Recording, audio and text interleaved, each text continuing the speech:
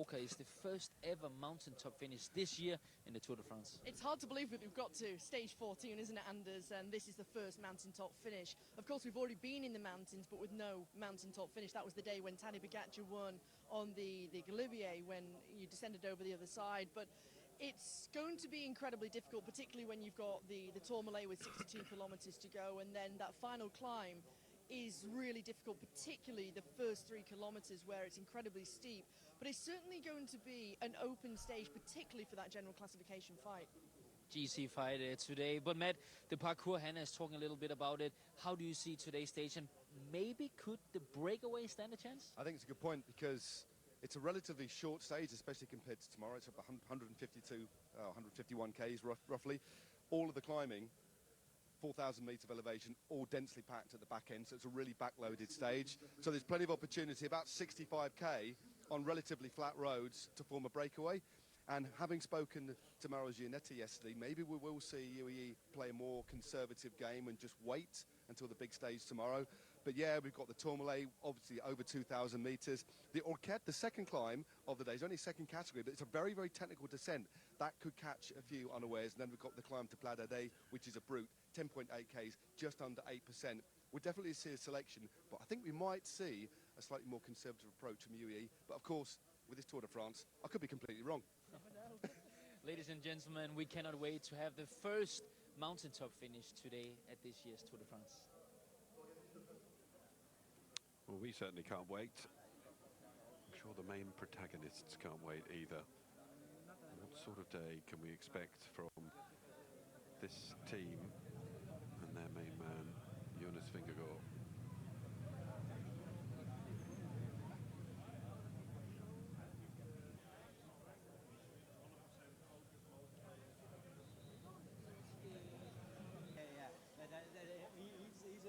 Well, Hannah Walker has been catching up with Frans Maassen.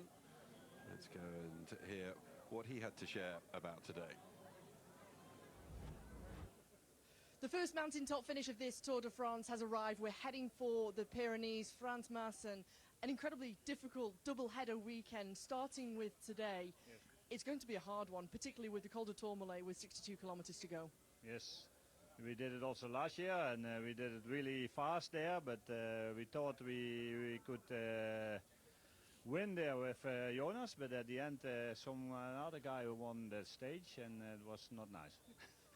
But we're starting to hear there's plenty of illness going on around the peloton. For UAE Team Emirates, of course, they're reduced, losing Juan Ayuso. Tom Pidcock's out for the Ineos Grenadiers. We're seeing a lot of your guys, particularly yesterday, wearing masks. Is it an opportunity here to ride to your strengths now that maybe some of the teams are a little bit weaker? Yeah, I don't know. It counts also for us. Every day you don't know. We have to have our level every day again, and yeah. After, especially also yesterday, was a really, really hard stage, and yeah, we have to see if the level from the boys is every day the same. For the general classification riders today then, what about that final climb? It's incredibly difficult at the start.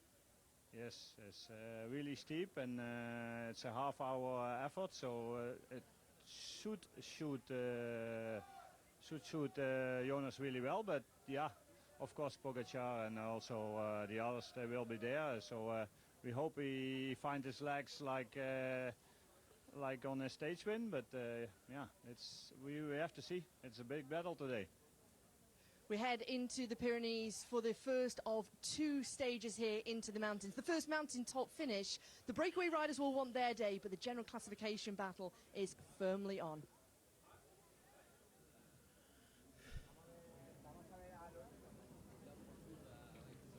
Romain Bardet, victor on stage 1 of this Tour de France. How long ago does that feel now? But the scourge of COVID and masks being worn all around the buses, claiming Tom Pidcock as a victim this morning. Riders wearing masks all around at the moment. There is undoubtedly some sickness running through the peloton. The Soudal Quick-Step bus was very close to the start here in Po. The riders arrived by bike, but whilst The rest of Soudal Quickstep went onto the bus. Louis Vavaka actually went into the BMW behind. He's keeping himself separate from the rest of the team, and particularly with Remco Evenepoel, who sits second overall. Louis Vavaka is wearing the mask, and having spoken to the team, they've said they've done multiple tests for COVID-19. Everyone has come back negative, but Louis Vavaka suffering with a blocked nose, and they're just taking every precautionary measure to make sure that no other riders within the team get sick, and he's just taking the opportunity. He's got the car to himself, taking a moment to relax before a hard stage into the Pyrenees, into the mountains. But of course, so important to make sure that Remco Evenepoel stays healthy. He doesn't pick up any of the sickness, but as I say, it was they're saying it's just a blocked nose and no positive COVID-19 test.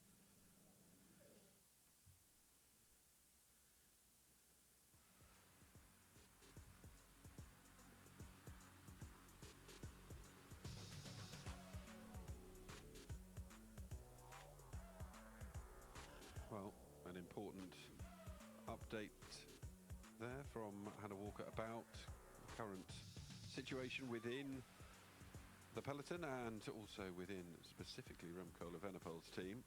We're going to hear now from Bruno Amiral. Avec le local de l'étape, Bruno. Well, we're here with a local rider of the stage today. Bruno, tell us what will happen and where we will go today. Well, the start is flat. It's pretty flat until Lords. I think it'll be pretty quiet. There are some lovely roads. There's no danger, no bumps, nothing at all. And then it will go up progressively towards the gorge in Arglès-Gazost. It's going uphill slowly. There are some gorges and some bumps. Then we will arrive in Luce-Saint-Sauveur and then the Tourmalet as well. The Tourmalet is a lovely climb. I'm used to climbing it on this side. I like it a lot. It's quite long, but the last 1.5 kilometers are tough, but not too hard. The other side, on the Mongy side, it's a little shorter because the start's flatter, but then there are some steep ramps. It's still the Tourmalet. You shouldn't underestimate it. Then we go downhill towards Saint-Marie-de-Campin. We take the right road towards the Col d'Aspin and Orquet-d'Ancizan. Then at Péole, we will take a right turn towards Orquet-d'Ancizan. There's a little downhill, 2 to 3 kilometers from the climb of La Orquette for about 1 kilometer. And the last 3 kilometers are quite tough. It's a very nice climb with lovely landscapes. It's not usually used, but it's very beautiful. And then there's a very technical descent with narrow turns. We'll need to be careful. And then the Plat d'Adé, which is also ridden from the Col du Portet. It's the same climb, 3 kilometers from the finish line. We'll take the left hand, and the bottom of that climb is going to be very tough indeed.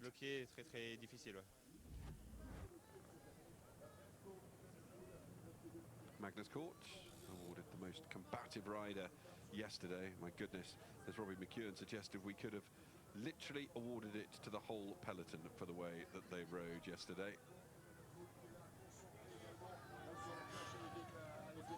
Arriving a little late, which is unusual for Tadej Pogačar.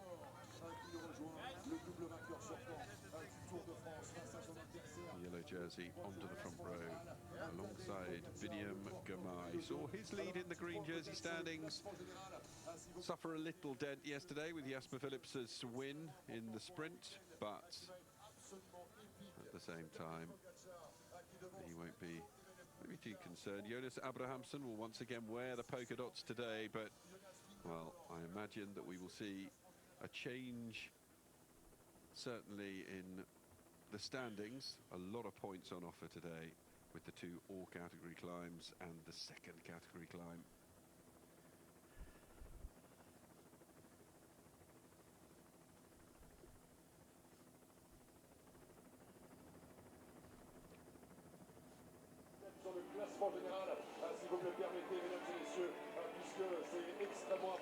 Abrahamsson takes the picture.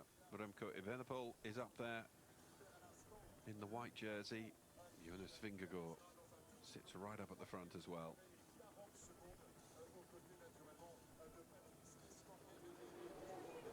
So a big stage for the Tour.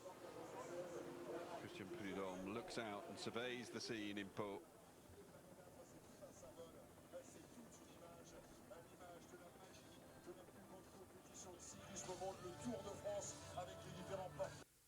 One imagines that the chatter will be somewhat muted in the rollout today.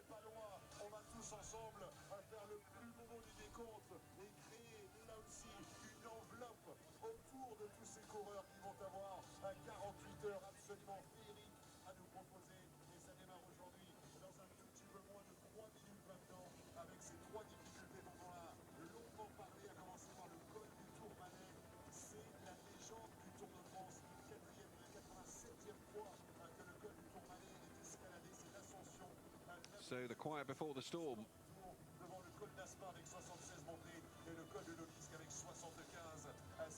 Next to the park, au Géant, the Tour des Géants Park, located at the heart of the former Tissier Stadium. Open-air museum dedicated to cycling winners of the Tour. It was inaugurated in 2015. 104 totem poles, nearly 2 meters high, made of glass and aluminium, represent the Tour since 1903. And on each totem, the name of the winner, kilometers covered, the average time, photos, drawings, and a text by the writer Christian Laborde, summarizing the anecdotes and highlights of each edition. It grows every year.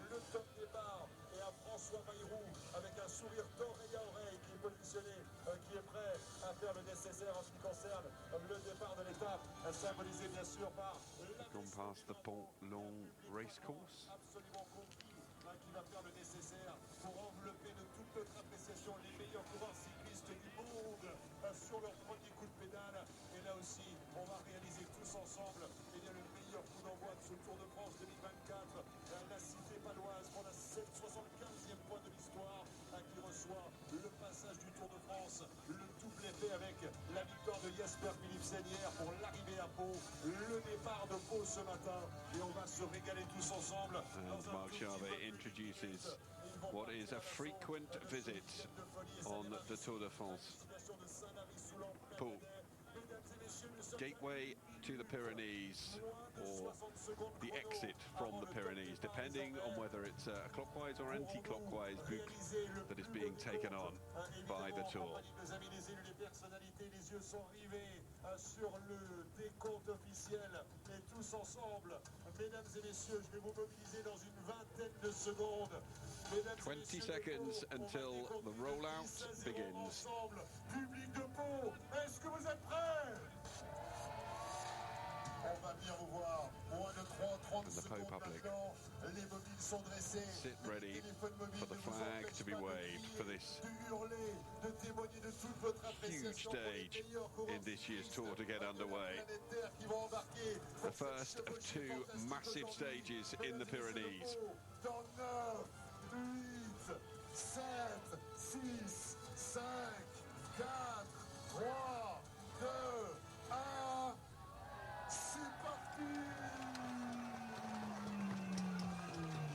We are underway in the départ fictif. They will make their way through the départ réel.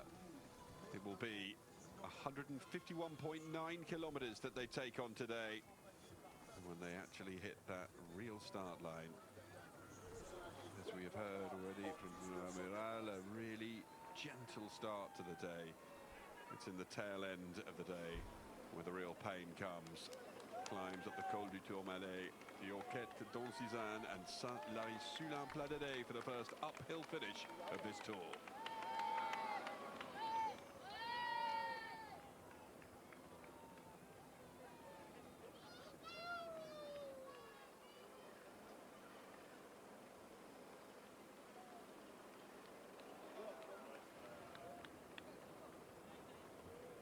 Fausto Coppi, 1952, emblazoned on the road.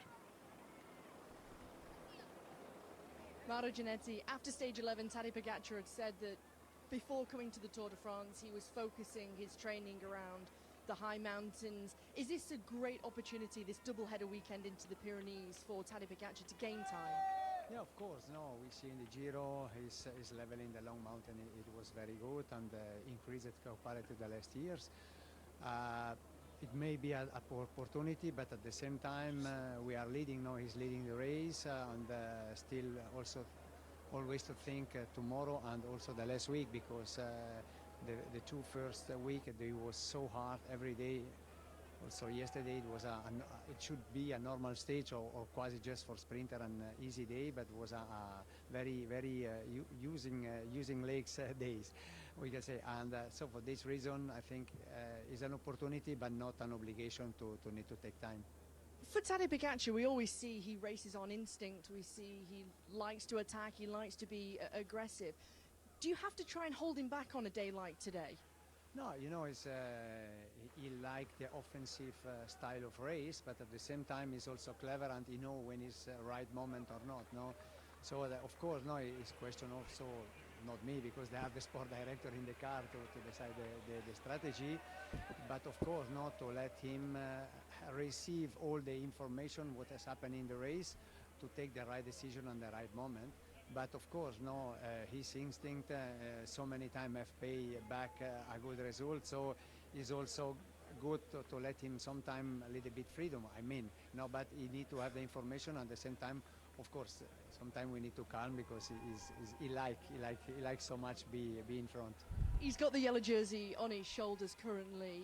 What would be a success after this weekend? Is it remaining where he is on the same time? Is it gaining time? Is it stage victories? What would you class as a success after this Pyrenean weekend? But until we keep the yellow jersey, is a success. No, this is the most important, to stay on this situation, and if we can win time, better. If not, at least to keep the same or keep the jersey. This is the most important. Thanks a lot, Mara. Best of luck today.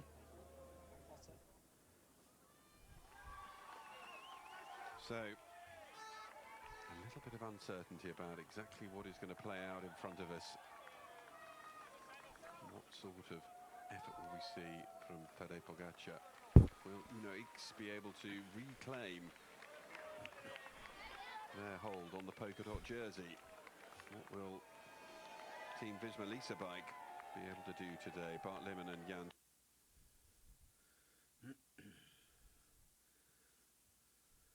Tratnik sitting at the back of the peloton. Work to be done. Fighting for Jonas Vingegaard today.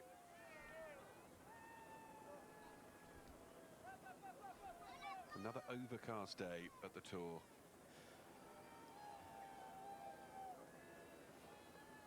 So two riders not starting off today.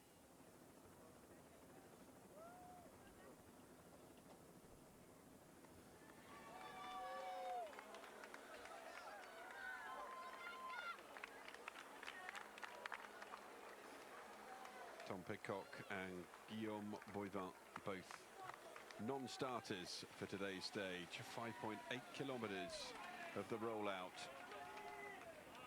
And just how frenetic will the start be today?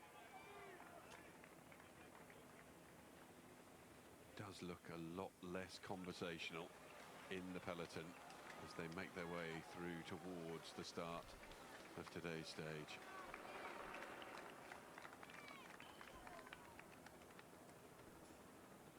Winding through the streets of Po, as this grand race has done on so many previous occasions.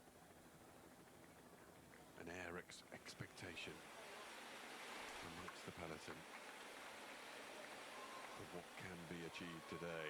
What greatness can be achieved. Will it be for a breakaway? Will the GC explode on the climbs? Real focus in the eyes of the riders. No one will want anything to go wrong today. As we take a look, there's Jonas Vingegaard alongside one of the more recent additions to the Parc aux Géants. Let's go over and join our commentators, Sean Kelly and first, Carlton Kirby. Well, before the Battle of the Party, the greats of today just added to a very, very long list of those who have been inspirational here in Pau. It's at a departure point today, an oft-visited place on the Tour de France, as, of course, you well know, are the Pyrenees and the Alps. Well, we revisit the Alps, of course, later in this race. Today, we're heading to the Pyrenees and some mighty tests. It's hard to overestimate, really, what we've got in store. A dash, certainly, that could last for 70 kilometres. If the last couple of days have been anything to go by, you just never know when a breakaway will form.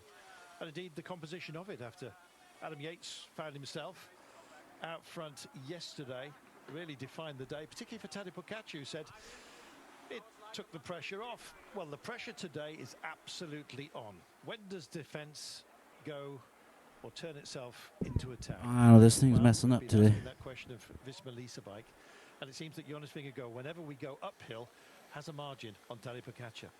Well, today it's the first of our mountaintop finishes or category. It's going to be amazing.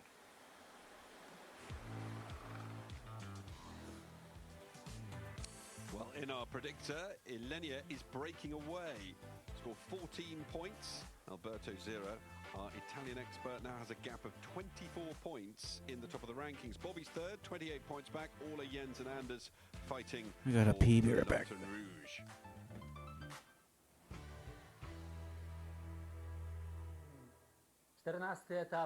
Stage 14 of the Tour de France, we enter the Pyrenees. I predict that the winner of the stage will be Tadej Pogačar. It'll be an exciting fight between cyclists in the GC.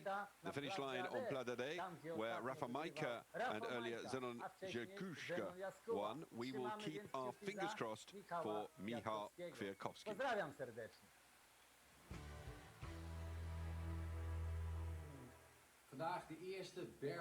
Today, the first mountain finish in the Tour de France, and since we have a big mountain finish, we look to the GC. There are still 3 big contenders in this race, and I say Pogačar. Tadej Pogačar is going to win this race. It will be a great battle with Vingegaard and Evenepoel, but Pogačar will strengthen his lead in the classification.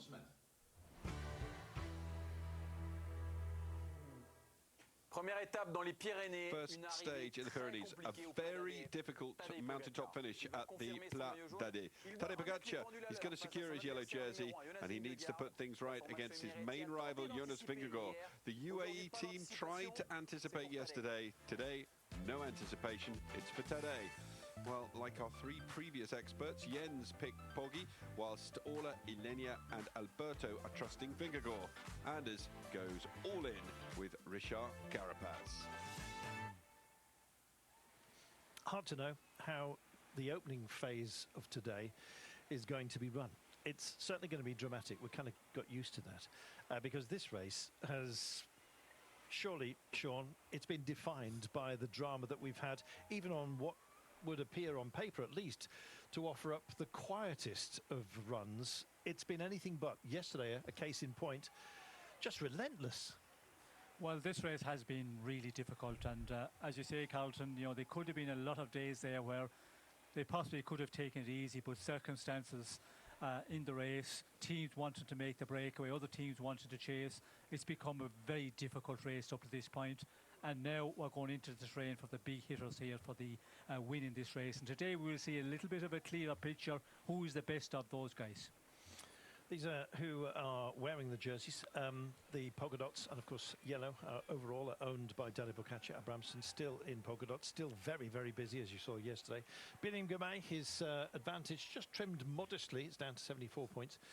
After finishing strongly himself in 4th place, but behind Jasper Philipsen, his nearest rival in that competition. Still looks reasonably safe for Binny, but you have to look to Nîmes on stage 16 as being the last chance for the sprinters. This is about climbing. And indeed, Sean, 2 days of absolute drama, brutality for the riders and great entertainment for us. We're in the Pyrenees today, Saint-Lary and the Pla d'Ade. Been 10 years since we finished at this point, but every time we do visit, it's huge, Sean. Well, it's a huge stage, and you know, it's the one where we're going to definitely see the big battle between the guys for the win of this race, also for the places on the pole, the top 5, the top 10. And today is a very important day for all of those guys. Davide Berardi, a big day in the Pyrenees, and one in which I'm sure Remco Evenepoel is quite looking forward to. Second overall currently. Are his main views, or is he mainly looking at Tadej and Jonas Vingegaard on a day like today? I think till now everybody saw Remco is good, he did well, and we know that today, tomorrow they will come to other days here in the Pyrenees, but for sure we stay focused, motivate, from the start of this tour, and then we will see. But now we're still there, the condition is there. Today we know that the two, they are strong, but also Remco is strong, and then we will see day by day now. The top 3 have a big advantage to 4th and 5th place and further down. Does the fact that Primož Roglič isn't in the race anymore almost benefit the fact you only have to watch for 2 riders currently? Yeah, for sure. Without Roglič now we have a good gap behind. For sure we need to have a look also this half summit into the race to do the good gestation of the gap from the guys behind. What can we expect from Remco Evenepoel then on the first mountaintop finish of this Tour de France? Can we expect to see him quite aggressive to try and claw back time? This I think needed to see what happened after the start. For sure will be good rhythm in Tourmalet, and then we will see the second climb off of the day before the finish line. Thank you. Best of luck today. Over 4,000 metres of altitude gain today, and all compressed into the second half of what is a short day of 152 kilometres. Well, we're only 1,600 metres before the start today. We've already seen the world champs bands up towards the front. Sean, what's Mathieu van der Poel planning? He was busy yesterday. Well, it will be an interesting one to see who's going to be interested in the breakaway. When you look at this first, 80 kilometres approximately, there is big opportunities for the breakaway to get away. But Mathieu van der Poel, if he gets into a breakaway, like, he has to be with the non-climbers really, but we know Mathieu, he's a racer as well, and if he feels like racing, I don't think the director sportif have much control. He just goes at it and that's it. And yeah, sometimes you say to yourself, why is he doing it on a day like today? But that is the mentality of those guys, and this generation, very much that way. When you've got a talent such as Mathieu van der Poel, when you ask what's he going to do, and you say, well, he's going to do what he wants. He's a man who takes a measure of a day, Sean, and only decides really, sometimes it seems, on his strategy in the moment, and that's what makes him so exciting. Well, we know in the other races where he is, the bigger champion in the classics, the one-day races, the way he races, like it's amazing, and it's great viewing, and for our viewers, it just makes great TV, and for us as commentators, it makes it so exciting. And in the Tour de France, he's also the same. We see him yesterday there, in that big move. It could have went away. It was a real good one for a while, but then the big teams, started to panic because of Yates being up there.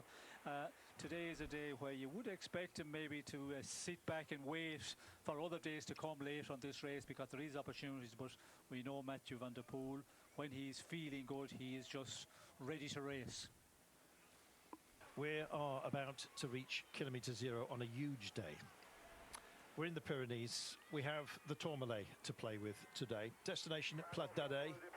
Every time we've been here, it's been historic. Today will be no different, you can be sure, as a big weekend in the Pyrenees gets underway.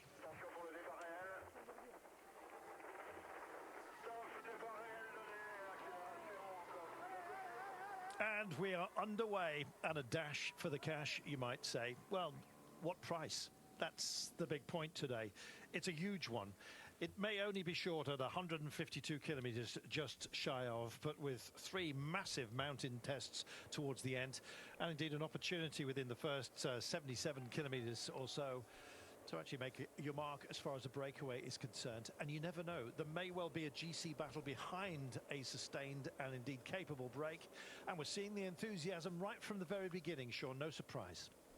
No surprise. Well, when you look at it, you know, this 80 kilometres, there is an opportunity to get into the breakaway, and who knows if the GC teams, you know, just wait off, and sometimes they can, you know, mark each other a little bit too long, and then they go into this final with many minutes, but they will need many minutes. But yeah, for a lot of those guys, it's a race just to get into the first 80 kilometres and see what the position will be. A lot of COVID going around, apparently. Capio, I'm not suggesting that's what his problem is, but he's been back to the medical car very, very early. And that is a real shame. Guillaume Boivin did not start today. Tom Pidcock has withdrawn as well from the race. We understand Tom unwell. I believe it is COVID. 150 kilometres, Sean. The attrition rate has been high. Sadly, due to illness in this race, a lot. Yes, well, we're hearing about the illness, you know, about there, and it's been talked about much more. Capio, of course, he came down yesterday in that finish. Yes. You know, the Lothar rider, Van Gils, you know, just came at speed from behind and touched shoulders and took him out, and we can see he is suffering, and he has quite a few injuries. X-rays yesterday, you know, were not good, and yeah, he's certainly not feeling well. I love the way Brian Coquard has engaged with this race, uphill and down dale. He's actually been very well placed. He's been an enthusiast for the breaks. It seems in the autumn of his career, Sean, he's found new vim and vigour. It's wonderful to see. Yes, it's wonderful to see, but you ask yourself, you know, going out in front like this, and we talked about it yesterday again, when you have to ride a number of kilometres on your own, it is, you know, energy sapping at this point in the race. You'd ask yourself, why did they do that? Why do you not wait? But there is an intermediate sprint point for the points, the green jersey, so you know he's going to be interested in that, and that is what, around the 70 kilometres. So yeah, that's the interest for Coquard here. Try and get up the road, and you know he's hoping that there will be a number of riders come across to him, and he can be in the breakaway to get to that intermediate sprint point. Well, the penury goes on, I'm afraid, for Capio. I hope he is going to be okay, but it does not look good as we indeed begin the day. And you can see the clock against him at the moment, and more than that from those pictures. It doesn't look like he's going to last, Sean, on such a punishing day. If you're suffering now, it's only going to get worse.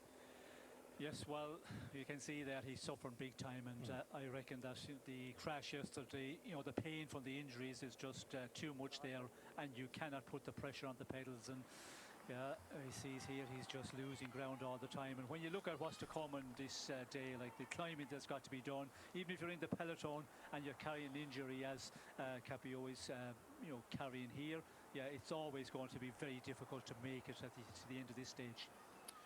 Bless him. Meanwhile, we saw out front a great deal of movement from EF Education Easy Post, and here we are again. They cannot help themselves, Sean. They are so attack-minded. They've animated so many days, the men in pink. I love watching them. Yes, well, again, you know, they're a team that they're going to try for the breakaway. We can see, you know, the men who are trying here, the Irishman Ben Healy trying once again, but it is a one where it's going to be difficult to get away here for maybe the lighter riders, but we can see it does, you know, a little bit uphill. It can be the time of a break.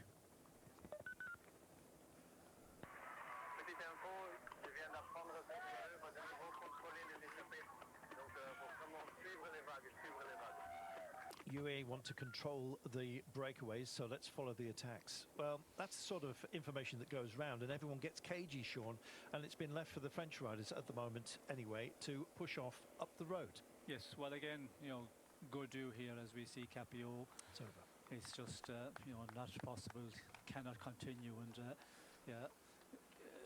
The risk, you know, they take here, and these are the consequences coming down on that high speed, you know, spill yesterday, around the kilometre to go, injuries and pain, too much to continue on.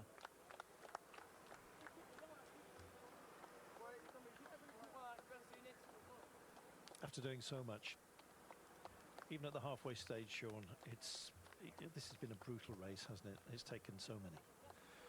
Well, you know, injuries are always a problem, and we've seen in this race, you know, the crashes they take, and some riders, they get up and they, you know, start the next day all bandaged up, and you can get through, but other riders, when the injuries are more serious, and you can see, you know, Capio very, very disappointed to have to leave the race. And that is the Tour of France, but when you're in too much pain, you cannot push on the pedals anymore. There's nothing you can do, but still, you know, it's real disappointing and a real killer to have to go out of the race. And, you know, he was in there yesterday in that final after a very difficult day, so he was in good shape at this point in the race, and that is more so. If you're really suffering, you're just hanging on every day, finishing the last group, you know, you don't take it as bad, but when you're in real good shape, it's worse again.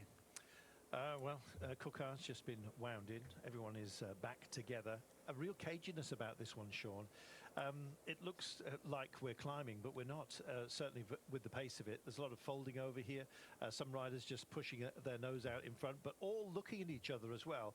After the masterstroke, you might actually declare it, of a UE managing to implant Adam Yates in the brake yesterday, which took the pressure off Tadej Pogačar big time.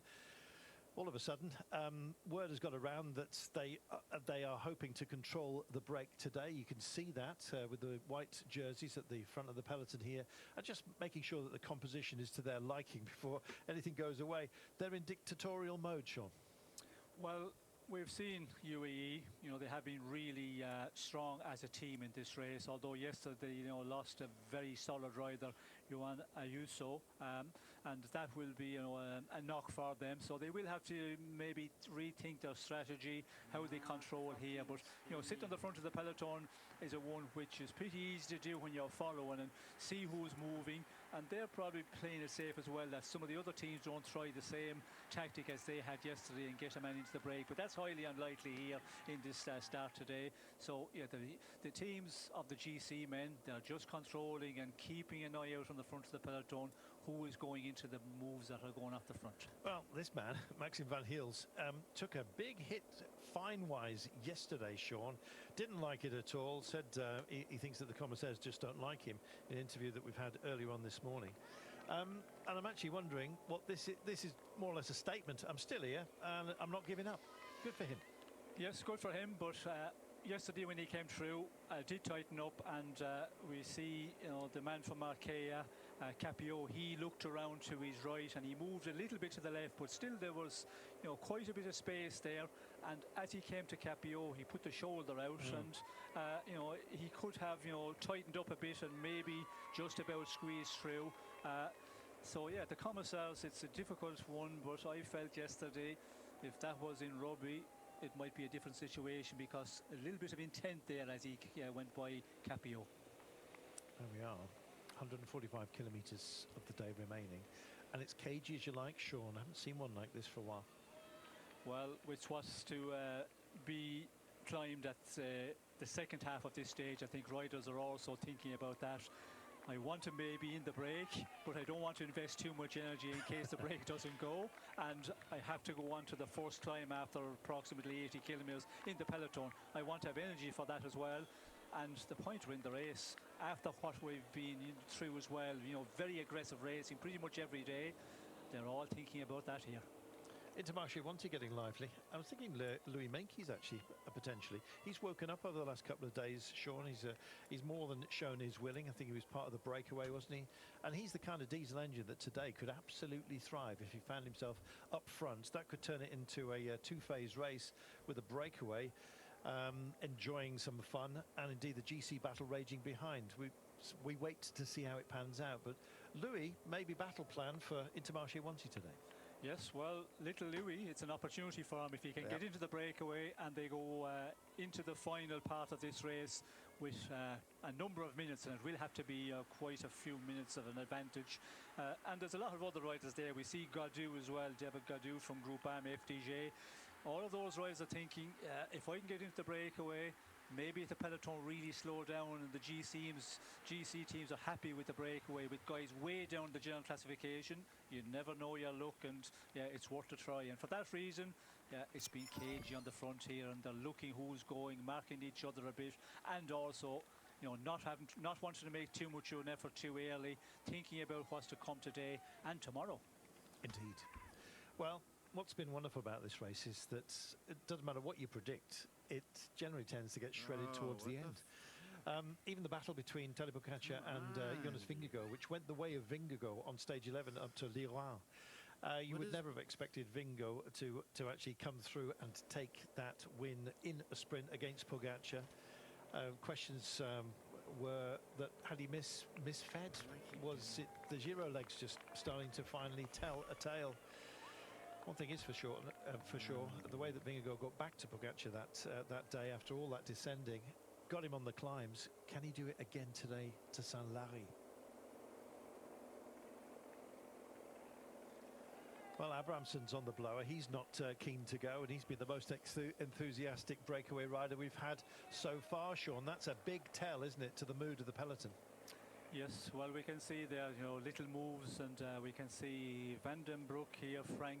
Super Frank. Going for a lone breakaway, but again, we will see pretty quickly, I think, other riders, a covetous rider starting to move out of the front of the peloton. There'll be more riders to do that, and yeah, you can see there everybody is just playing the cagey tactic here, waiting and looking, and not investing too much energy when they feel it might not be the time to do it. Surely it's going to need a man in pink, I was just about to say, to try and wrestle into this one. I think it's Arkea that's actually just setting off as well. We will, Simon Geske, that is, but if you look behind here, it is indeed EF Education who are going for it. We may well indeed have Jonathan Wouters with us a little bit later on. That would be a joy. His team are extraordinarily busy, and they have been throughout this entire race. Frank van der Broek, who was great servant to Romain Bardet in the opening stage, giving a French win. They went on, of course, to have back-to-back wins, first time since 1968 in the Tour de France. Bardet, of course, victorious into Rimini, and then Vauquelin the following day. But Frank van der Broek was very much part of Bardet's success at the very beginning. It was a good start for that team. It's a really good start, and it feels so long ago. It does. It's amazing when you think back in the first days in Italy and stage one. He had magnificent and fucking hell, in great shape, and he has been in good shape. In quite a few moves on a number of times in this race, and for a rider, coming in to the professional peloton only, I think 4 years ago or 3 years ago, something around that, and he's having a dream Tour de France. We just hoved in there, the camera's just going to Adam Yates. Do you think he was accidentally in that breakaway yesterday, Sean? Because Tadej Pogacar suggested that they'd kind of had a gift, maybe that he was allowed to stay within it. He lasted a long time. Well, that was always the question. Was he going to be allowed in it, and would he be, spoke to by the other breakaway riders and asked them to go back, and we didn't see much of that happening there. Sometimes we see a lot of hand signals, and they really almost bully the fella to go back out of the breakaway. We didn't see that, but Yates was riding yesterday. He was contributing as much as everybody else, so he wasn't getting a free ride along, but it did fall apart later when they see that the group wasn't being allowed anything more than that 40 seconds to a minute. I think they didn't continue their effort as much, and then we see the attacks coming, and a smaller group getting out of the breakaway, and then it was pretty much over for the rest of the breakaway, and they was pulled back by the peloton very quickly. So many phases of this that we've had so far, and each one of them has been neutralised.